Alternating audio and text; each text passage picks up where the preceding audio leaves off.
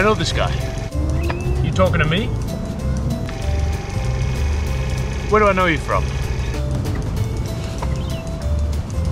How do you know me?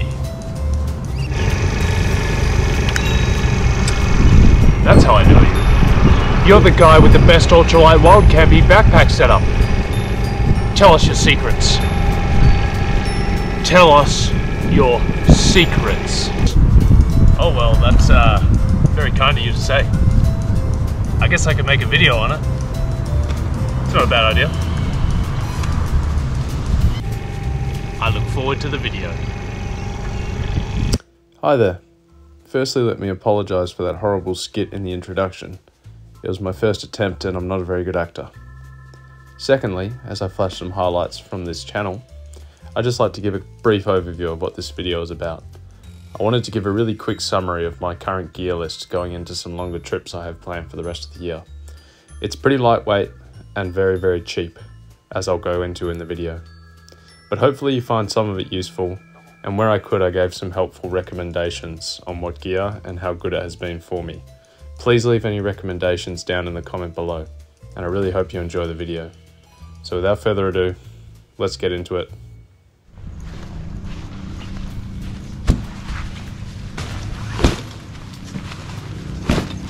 Howdy guys, welcome back to the channel and thanks for clicking on the video. So today what I thought I'd do is I was planning on getting out this weekend and going for a trip, but life came up and I didn't get time to do that. So I thought I'd do a full run through of what I've got in my bag. We're currently going into spring 2024, so weather's warming up.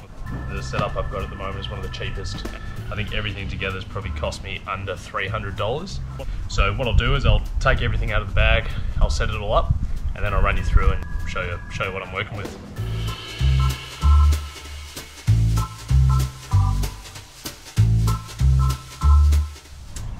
So I should say, when I'm fully packed up, and this is the gist of everything, I'll also be carrying food and water.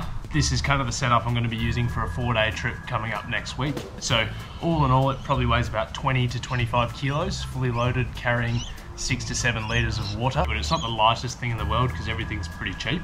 So I've split it up into a few sections. We've got sleeping, tent, miscellaneous, footwear, cooking and fuel, and then storage with the bag. Let's start off with the tent. So the tent I've been using for this year is the Denali Kakadu 2. I picked this up from Anaconda brand new on sale for $100. As you can see, it's not the most lightweight tent in the world, weighing 2.5 kilos, but it comfortably sleeps 2, and I find that the material is very durable. So taken out, you can see you've got the tent base here, fly over there, and then tent poles there. So I'll put some clips in from my previous videos with me using this tent, but basically it's very comfortable, you know, fits me easily. I can put all my gear inside, plenty of room. I've slept in here with 2 people and it's been fantastic. So for a cheap, lightweight beginner hiking tent, I would definitely recommend this. Very spacious. I should also say I'm not sponsored by any brands to give recommendations.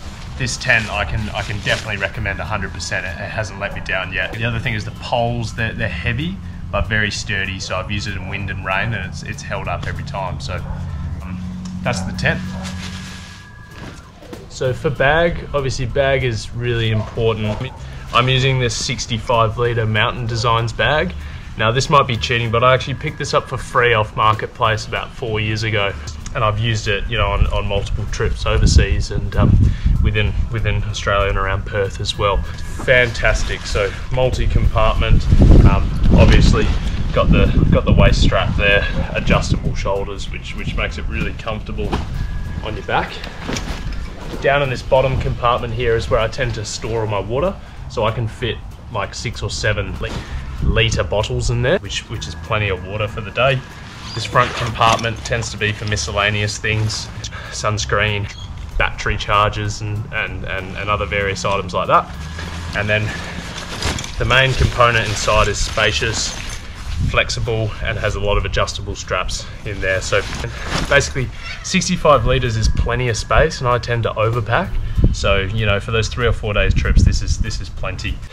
You can pick up these bags secondhand for under $100 on Marketplace, so keep your eye out. And if you're just getting started out, definitely 65 litres. Now my sleeping bag that I'm going to be using for this spring is a Denali Light 50.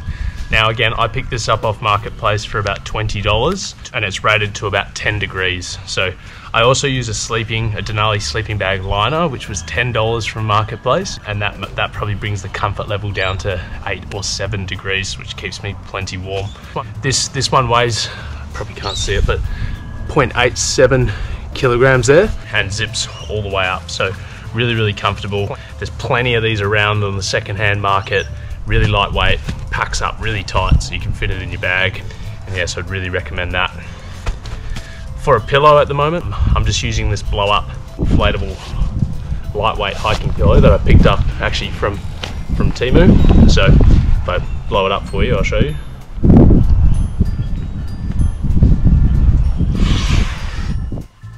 So basically 2 seconds to blow up, weighs probably 100 grams, cost me $12, came in a week. Can't go wrong with this. I mean, I'd say it's absolutely essential. It's even bring two, like if depends what you prefer for your sleep, definitely get yourself one of these. Now, for like a sleeping mat at this stage, I've got this Denali sleeping mat that I picked up secondhand for $25, which was a really good deal. These are about usually $100 to $150 brand new. It's very durable and I tend to strap it to the outside of my bag, but it's not that comfortable on its own. So I used this on my first few trips. I got a bit cold, it's quite thin on the floor. So that led me to upgrade. Again, a Temu purchase. This was about $30, so a little bit more expensive, but basically this has changed my life. So this is a Nature Hike inflatable sleeping pad, and it's 195 centimeters long and 6.5 centimeters thick off the ground. So I'm about 6'1", so this gives me plenty of space and it is fantastic. So let me show you. So here is the sleeping pad all rolled out.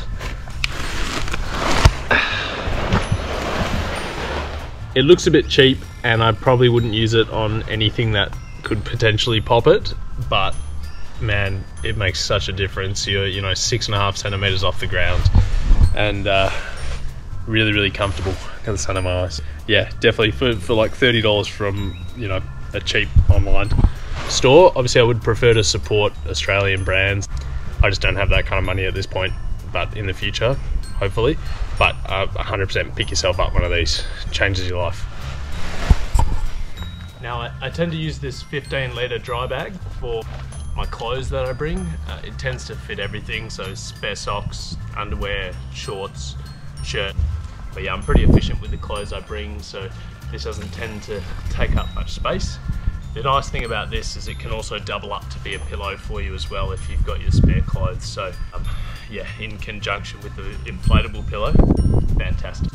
So cooking situation at the moment is really simple. I use one of these 360 degrees, basically Jetboil stoves. They weigh probably under a kilo. I picked this one up again secondhand for $25, and I just use that with obviously a little butane gas. So this combined cooking setup probably weighs under 2 kilos and very space efficient as well. These things are about $12 from Anaconda. These are about $100 brand new, but again, secondhand is the way to go. Particularly, you can get a lot of stuff in great condition and it's a fraction of the price.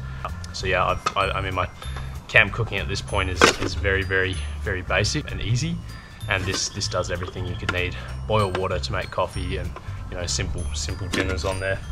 Cutlery wise, I just use this Cedar Summit cutlery pack, which has a cup, a bowl and a plate, along with a fork, spoon and knife. So everything you need. I got this brand new on sale from Anaconda for $15, and again weighs under a kilo and quite space efficient to go in your bag. So definitely would recommend that. So that's kind of cooking. The other stuff is miscellaneous. I tend to bring 2 head torches for nighttime, basically just in case one runs out, and usually have some spare batteries with that as well. And tend to bring a pair of scissors. We just find it quite handy cutting open packets of food, using paracord or trying to hang a washing line and the line's a bit too long. I can give it a snip. Leading on from that, I tend to bring a couple of packs of paracord, particularly if I'm using tarps, just to suspend them, and particularly if stuff gets wet, you can hang it out over the fire, so that comes in handy. Now, the other thing I bring, and this was an addition after I just about froze in winter, an emergency blanket. So, you know, obviously like an emergency bivouac would probably be better, but this is better than nothing to keep you warm if you need it. And then I tend to bring just this Trojan 680 gram splitter hatchet. So great for chopping firewood. A very notable absence in this video is a first aid kit. Now, I always bring one, but for some reason completely forgot to say it in the video, so please bring your first aid kit. Now, notable things that aren't here that have, you know, come to mind are portable chargers and electricals, so camera gear and things like that. It doesn't take up much space. The other thing is I tend to bring a lighter to start fires, and sometimes if it's going to be wet, I'll bring a packet of starter lighters as well, obviously just to make it a bit easier.